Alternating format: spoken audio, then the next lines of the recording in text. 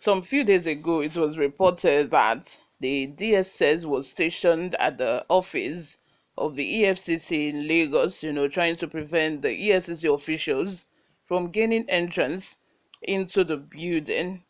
But you all, the new president, Tinubu, squashed this beef immediately. He did not even allow it, to last. And Sani has a response to what Tinubu had done.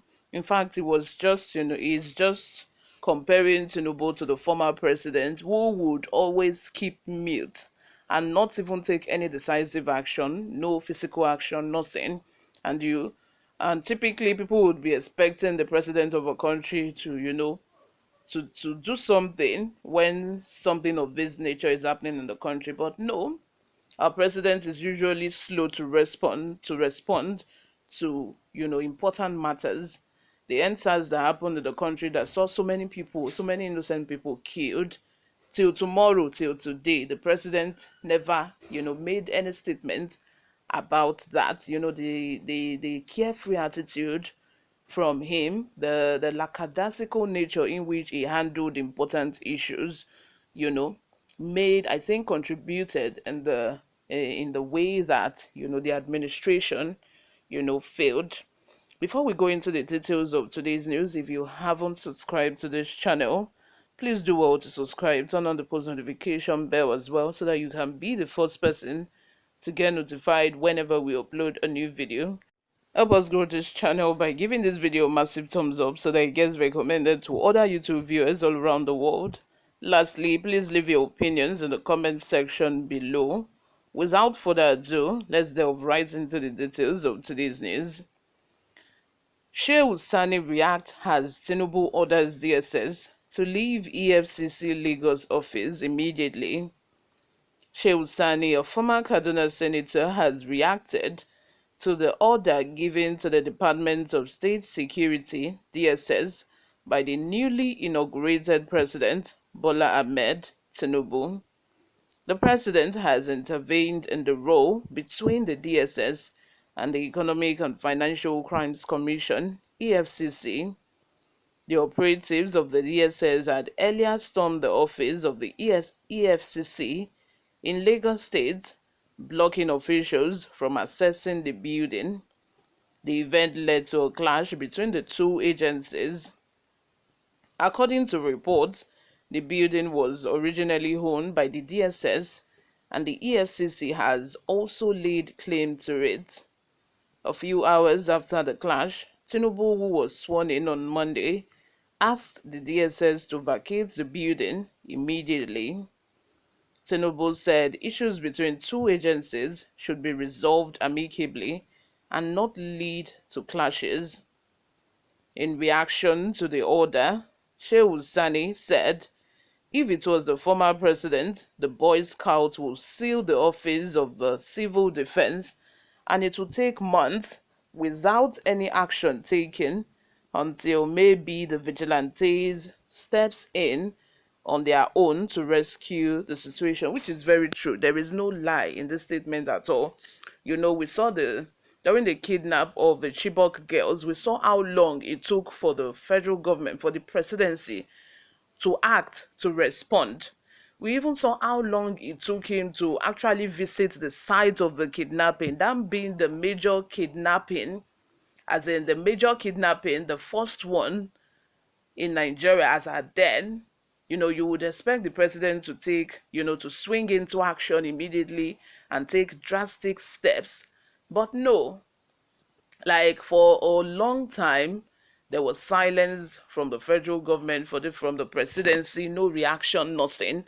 And apart from the Chibok girls situation, other situations as well, that you would expect the president, of a country to take drastic action, drastic step concerning it. And it will just be as if there's no president in the country. But thank God we have someone who is very sharp, who takes action really quick.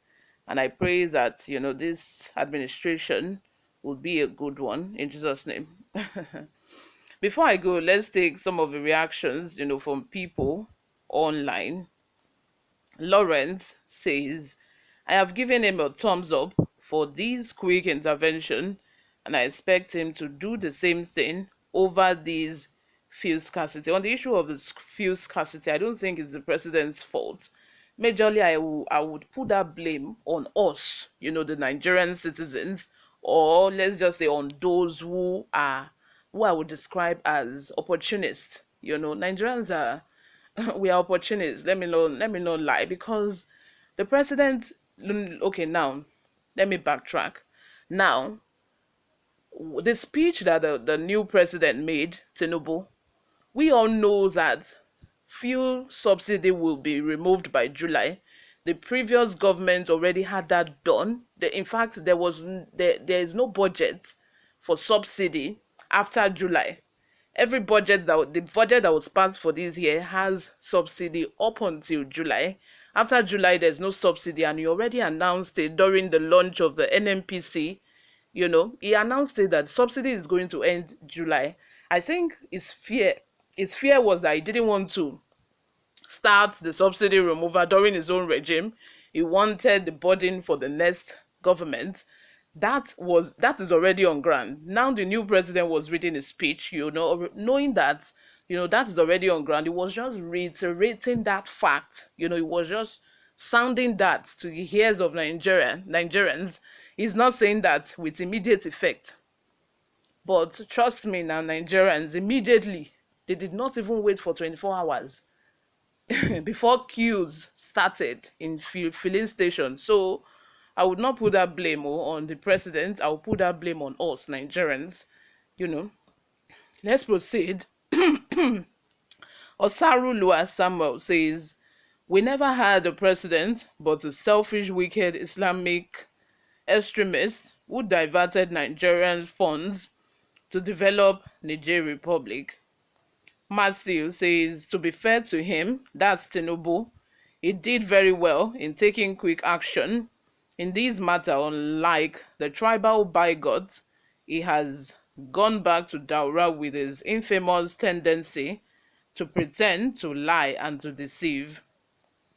Sulaiman Ibrahim says, this is how a CNC is supposed to act, as in, this is the kind of, I just pray that he follows through. I pray that he continues, because that is the president, that is the Tinubu that we all know. That is the Tinubu that was the governor of Lagos State for 8 years.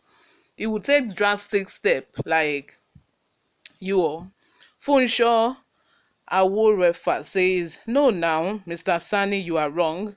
It is handlers that would have come out to tell us the president's body language is saying the DSS should stay. Hey. Another person says, I'm waiting for his order to flush bandits and Boko Haram from our community and forest. Of course they will do that. Give him time, guys. He just became the president. It's not even up to 48 hours. You guys, give him time. God, with God's help and God's backing, he will do well. You all, let me have your thoughts in the comments section. Subscribe if you haven't. Thank you very much for always listening and watching. I will see you in my next video. Bye for now.